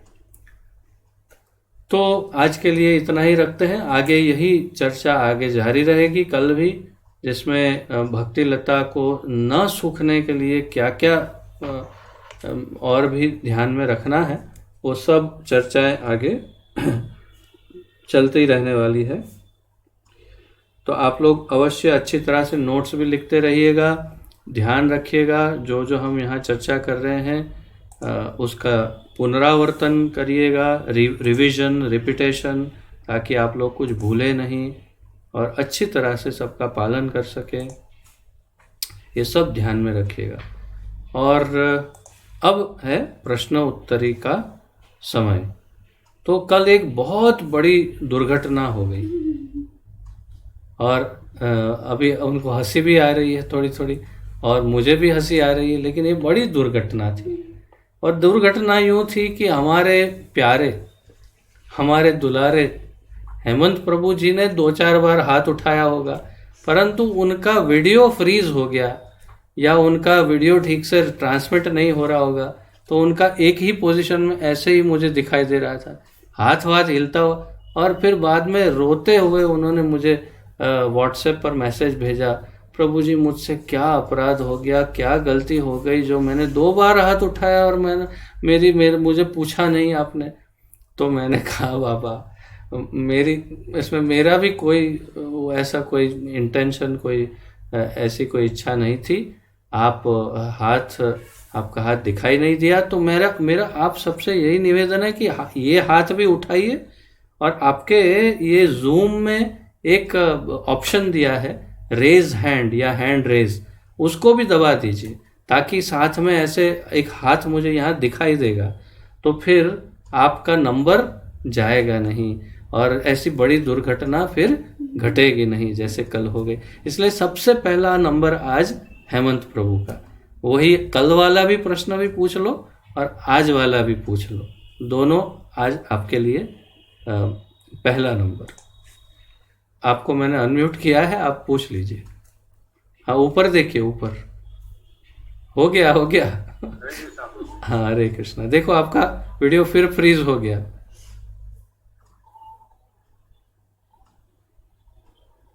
बोलिए। हाँ जी, और बाकी सबको मेरा निवेदन कि अब आप अपना वीडियो ऑन कर सकते हैं। ये गुरु और अवज्ञा मत समझिए, निवेदन है। बताइए हेमंत प्रभु। काल का जो प्रश्न था प्रभु जी, एक्चुअली हम तो बहुत ही कम टाइम भक्ति में जुड़े हुए हैं, तो कोशिश कर रहे हैं जो वैष्णव अपराध ना होए, लेकिन अनजाने भी कहीं सारे हमारे भूल हो जाते हैं, अपराध हो जाते हैं, तो उसका सिचुएशन क्या होगा वो मुझे जानना था। क्योंकि नहीं होना चाहिए, होना नहीं चाहिए। जब अब तो जान लिया ना, समझ लिया ना, होना चाहिए नहीं, क्योंकि जब अपराध होगा तो फल तो प्राप्त होगा ही। कोई ऐसा क्षमा नहीं है कि नया जुड़ा हुआ भक्त है उसका वैष्णव अपराध चल जाएगा, ऐसा कुछ नहीं है। ऐसा मैंने आज तक तो नहीं पढ़ा, कहीं नहीं पढ़ा मैंने कि ये नया भक्त है वैष्णव का अपराध करेगा उसको माफ कर देंगे, ऐसा तो नहीं पढ़ा। जगाई मदाई तो अभी ज्वाइन हुए ही नहीं थे इस्कॉन में, उसके पहले ही उन्होंने नित्यानंद प्रभु के सर पे मार दिया और महाप्रभु ने सुदर्शन चक्र को आह्वान कर दिया कि चलो गला ही काट देंगे। तो उनके लिए सोचा नहीं कि ये तो अभी ज्वाइन भी नहीं हुए इस्कॉन में, ये नए भक्त, क्या भक्त ही नहीं है तो अपराध करेंगे तो क्या हो गया। परंतु कोई माफी नहीं है किसी भी स्तर पर। यदि कोई भी व्यक्ति किसी वैष्णव का अपराध करता है तो उसका अत्यंत भयानक परिणाम भोगने के लिए तैयार रहना ही है। और उसका एक ही उपाय है कि उस वैष्णव के चरण में गिर जाओ, गिड़गिड़ाओ और क्षमा याचना करो। वो क्षमा कर देंगे तो अपने आप वैष्णव अपराध से मुक्त हो जाएंगे। उसके लिए दुर्वासा मुनि की कथा भागवत में है और राजा अम्बरीश की कथा। ये राजा अम्बरीश बहुत ही उत्तम वैष्णव थे, महाभागवत, और राजा होते हुए भी उनका चित्त भगवान में ही रहता था। इतने उत्तम वैष्णव थे कि नारायण ने, भगवान विष्णु ने सुदर्शन चक्र को आदेश दिया था कि आप सदैव इनकी रक्षा करो। तो सुदर्शन चक्र सदैव उनकी रक्षा करते थे।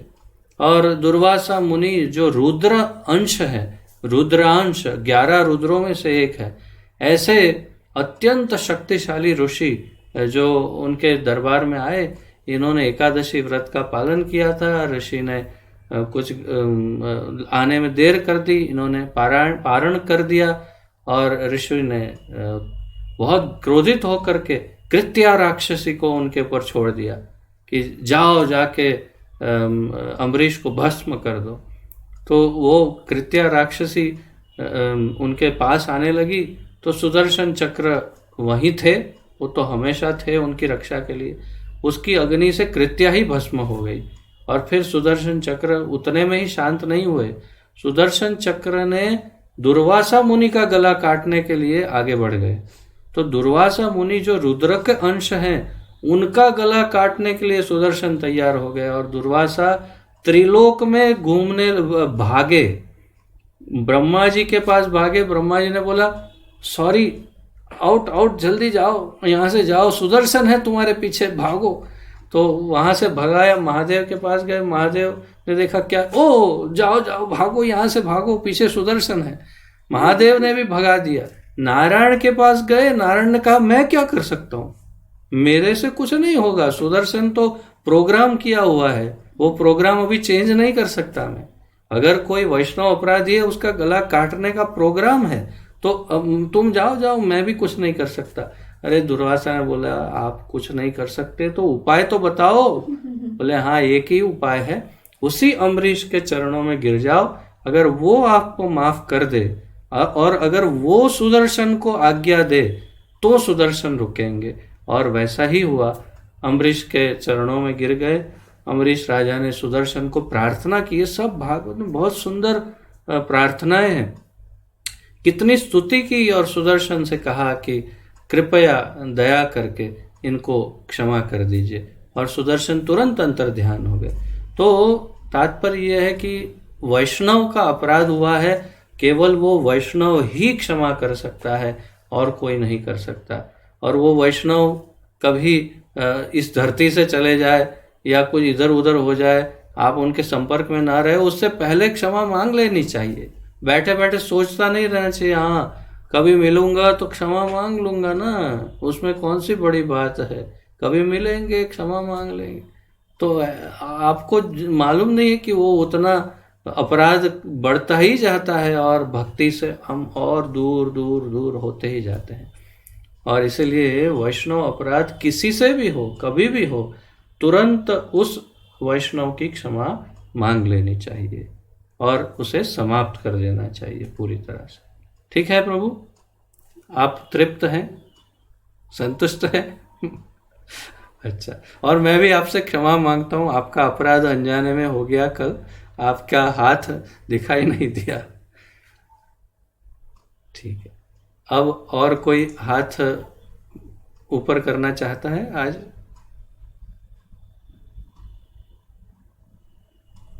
हाँ, अक्षय, प्रभु और माता जी। प्रभु जी, पहले माता जी को चांस देते हैं, सीनियर भक्त है। अमृतमय माता जी।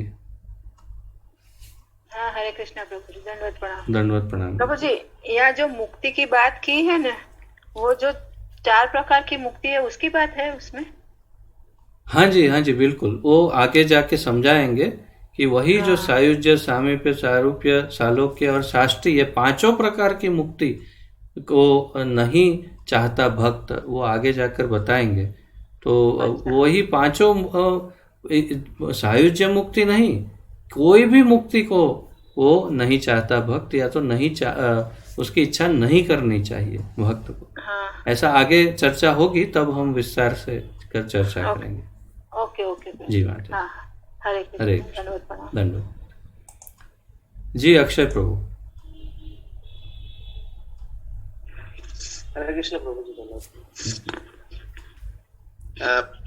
प्रभु जी, प्रश्न ऐसा है कि जैसे अपने जो आज का चैप्टर था लास्ट में, ऐसा जो विषय आया है कि जो 4 चीज है हमें नहीं करना है जी, और उसमें क्या नाम जब से अपराध लगता है जी।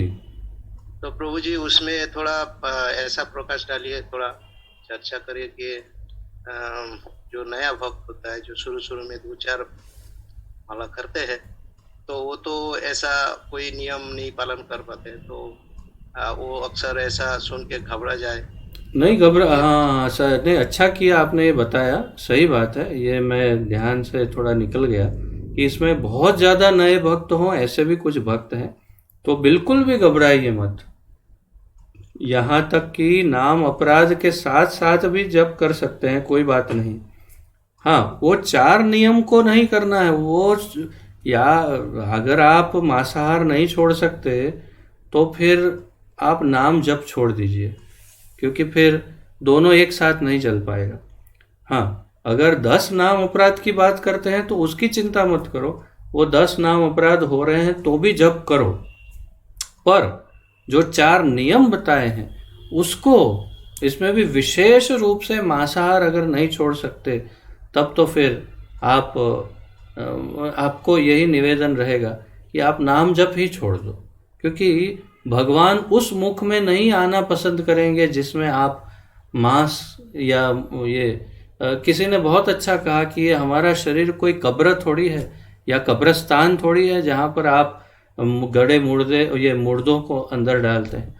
तो जहाँ मुर्दों को डाल रहे हैं ऐसी जगह पर भगवान रहना पसंद नहीं करेंगे, क्योंकि नाम स्वयं भगवान है, तो नाम प्रभु आपके मुख में नहीं आना पसंद करेंगे। तो इसीलिए आप, और तुलसी देवी आपके कंठ में आना पसंद नहीं करेगी कंठी के रूप में, तो आप नाम जब छोड़ सकते हैं, परंतु मांसाहार अगर नहीं छोड़ सकते हैं तो बस मैं यही कहना चाहूँगा। बाकी ये नशा है, ये सब ऐसे ही है, अगर ये सब नहीं छोड़ पाते हैं तो फिर फ़ायदा ही कुछ नहीं। वही अभी तो स्टोरी बताई कि वो वहाँ बैठे बैठे, ये कोई स्टोरी नहीं है, प्रभुपाद ने स्वयं ये कहा है, जो मैंने आपको बताया ये उदाहरण उनके लेक्चरों में उन्होंने खुद ये स्टोरी बताई है कि बिल्कुल ऐसा होता है जब कोई ये 4 नियम को छोड़ता नहीं और नाम जप करता है, कोई फ़ायदा नहीं होता।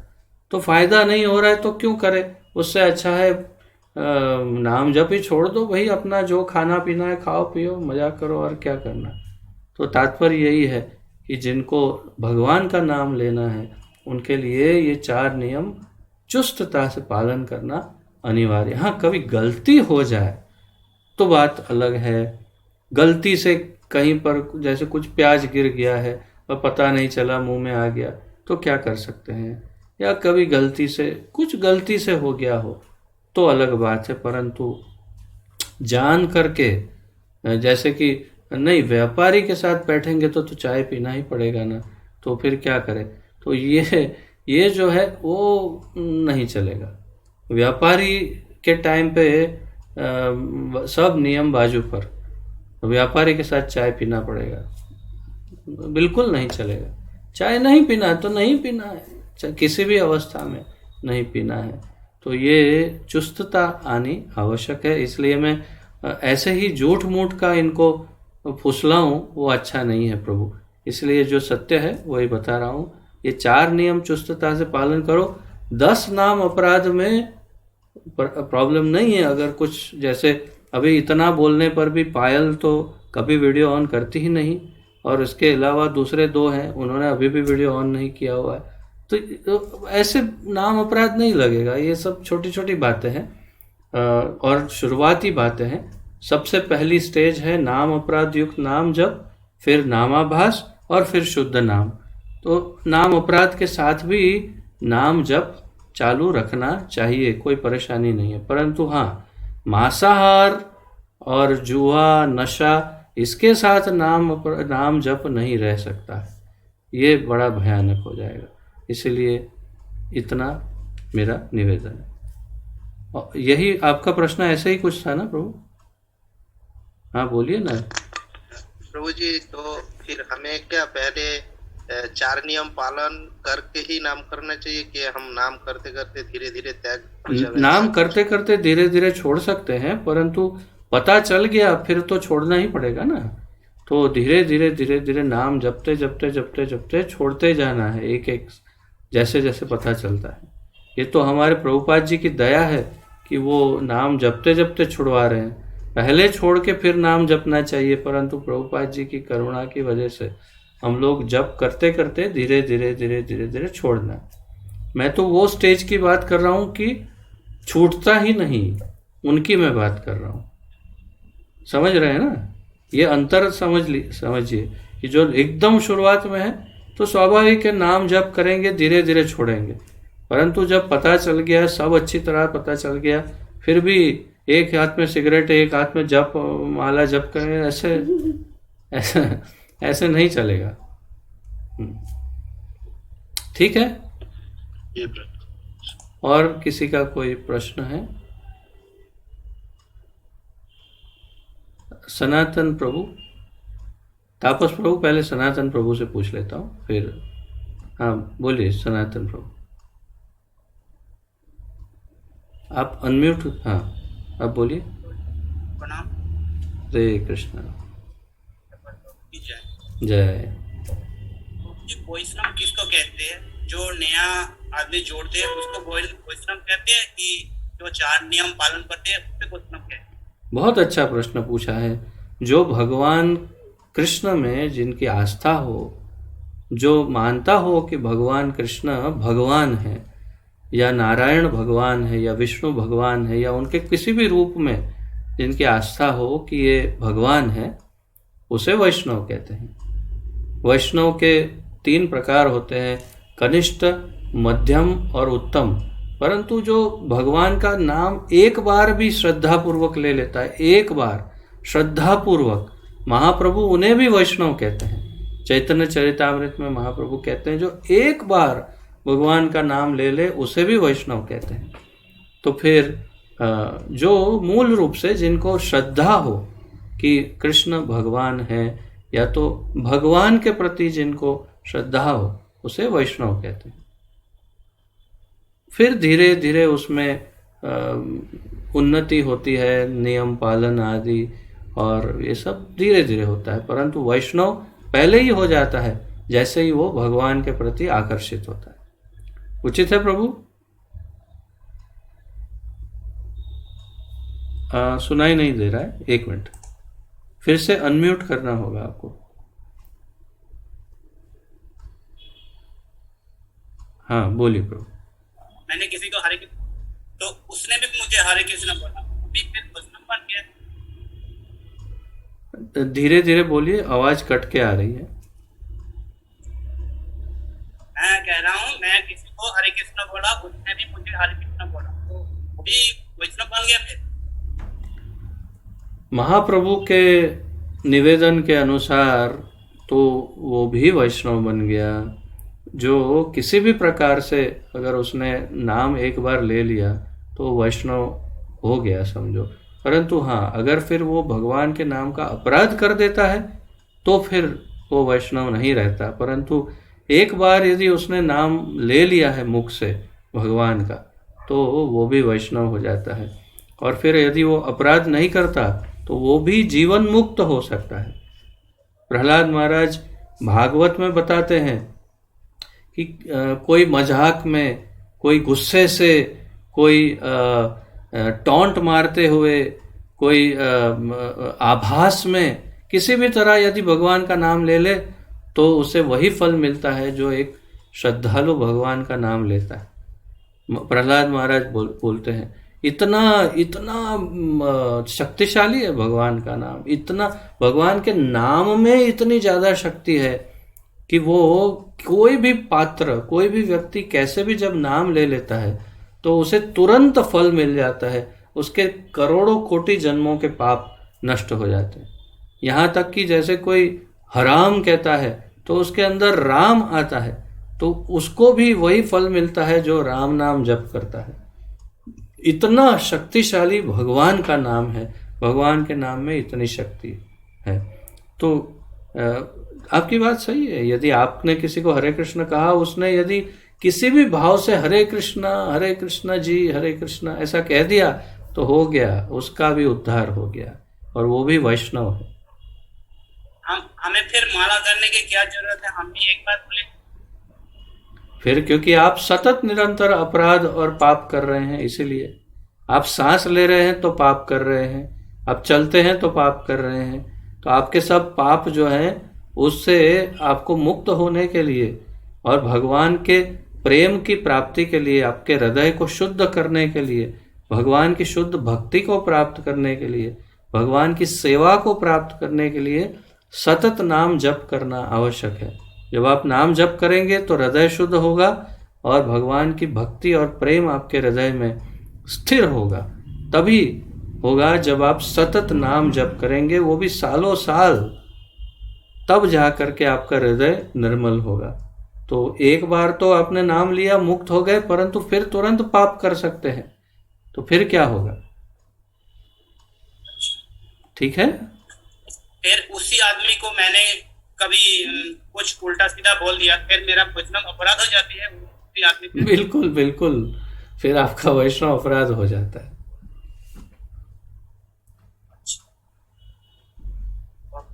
बहुत अच्छे प्रश्न है, बहुत अच्छे, वेरी गुड। ठीक है। और हाँ, तापस प्रभु, एक मिनट हेमंत प्रभु, पहले तापस प्रभु, आज बहुत ज़्यादा ओवर टाइम हो गया है। जिनको भी कुछ विशेष कार्य है, जाना है, तो जा सकते हैं, मैं नहीं रोकूंगा।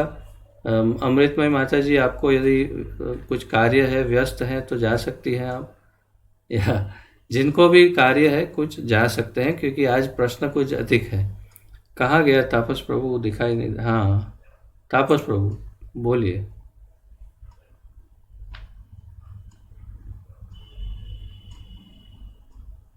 अनम्यूट करिए। हाँ जी बोलिए। हरे कृष्ण प्रभु जी, धन्यवाद, प्रणाम, जय श्री राम। जय प्रभु जी, 10 विधा नाम अपराध से जो 10 नंबर नाम अपराध है, जो भगवान की नाम और कीर्तन की महत्व सुनते हुए भी जो विषय शक्ति बजाय रखता है, उसका 10 विधा नाम अपराध होता है जी। कि हम सबको शरीर का निर्वाह करने के लिए थोड़ा बहुत विषय का मतलब विषय का ऊपर आसक्ति रहता है। तो शरीर का निभाव और आसक्ति, ये दोनों अलग अलग वस्तु है। आसक्ति, राजा जनक जो है ना, सीता माता के पिताजी, राजा जनक को विदेही कहा जाता था। विदेही अर्थात वो राजा होते हुए भी उनको किसी भी वस्तु में आसक्ति नहीं थी। तो उसी प्रकार आप अपना सारा कार्य करिए भगवान में आसक्ति रख के, अर्थात हर एक वस्तु में इंटरेस्ट पूरा हो, परंतु इसीलिए क्योंकि वो जब सिद्ध हो जाए तो हम भगवान की अच्छे से सेवा कर सके। तो वो मूल केंद्र में भगवान की प्रसन्नता हो तो फिर वो आसक्ति नहीं मानी जाती, अर्थात विषयों से। तो आप यदि कोई वस्तु लाते हैं, कुछ खरीदते हैं, कुछ उपयोग करते हैं, जैसे अच्छा मोबाइल ले रहे हैं, उपयोग कर रहे हैं, परंतु उपयोग भगवान की सेवा के लिए हो रहा है, अंततोगत्वा अच्छे कपड़े ले रहे हैं, लेकिन वो कपड़े भी किसी तरह से या तो भगवान की सेवा में या भक्तों की सेवा में किसी तरह से कुछ अच्छी भगवान की सेवा में उपयोग में हो रहा है, तो फिर वो उसे आसक्ति नहीं कहते, तो फिर उसे भक्ति ही कहते हैं। तो वो भक्ति का साधन है। परंतु यदि वो अपने भोग के लिए हो तो वो आसक्ति है। तो भोग की वस्तुओं से मुक्ति करना वो परम आवश्यक है, और वो 10वां नाम अपराध है, अपने भोग के लिए विषय आसक्ति बनाए रखना। ठीक है जी प्रभु जी। धन्यवाद जी। महात्मा जी हेमंत प्रभु जी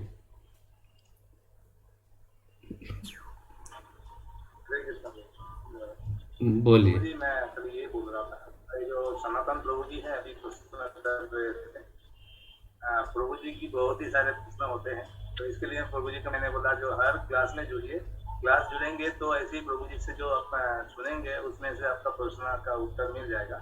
प्रभु जी हर रोज 16 माला जप भी करते हैं, और माता जी भी साथ में बैठी हैं, मंजू माता जी। मैं देख रहा हूँ माता जी को, मैं देख रहा हूँ। 16 माला बहुत ही अच्छा। माता जी 8 माला करते हैं। ओह चलो, बहुत ही अच्छा है, ये बहुत अच्छा प्रोग्रेस है। तो एक बहुत अच्छा उपाय है सनातन प्रभु कि आप जितने भी प्रश्न आपको जब भी हो वॉइस रिकॉर्ड करके मेरे व्हाट्सएप पर भेज दीजिए, और जब भी मुझे समय मिलेगा मैं वो सब प्रश्नों के उत्तर देता रहूँगा। आपको जितने प्रश्न होते हैं उसके वॉइस मैसेज करते जाइए और मेरे व्हाट्सएप पर भेजते जाइए। जैसे जैसे मुझे समय मिलेगा मैं उत्तर देता जाऊँगा आपको। ठीक है, उनका वीडियो बंद है। ठीक है माता जी, आपको भी कोई प्रश्न हो तो आप पूछ सकती हैं। और बहुत ही अच्छा है, पूरा परिवार बहुत अच्छा प्रोग्रेस कर रहा है। उनका बेटा भी बहुत सुंदर प्रोग्रेस कर रहा है ना? मंजू माता जी और सनातन प्रभु का बेटा, हाँ श्रीमंत, तो वो भी रेगुलर क्लास अटेंड कर रहा है ना? बहुत ही अच्छा है, वेरी गुड, बहुत अच्छा है मन प्रभु। और कुछ? ठीक है, तो अभी विराम ले यहाँ पर, या किसी और का कोई प्रश्न है?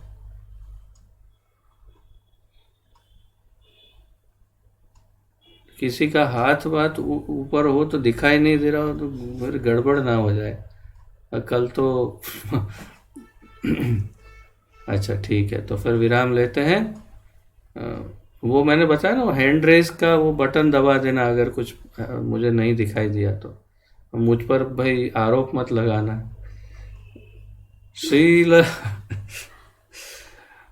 श्री चैतन्य महाप्रभु की जय, पतित पावन श्रील प्रभुपाद की जय, पतित पावन गुरुदेव की जय, आप सभी भक्तों की जय हो। निताय गौर प्रेमानंदे, हरि हरि बोल, हरे कृष्णा।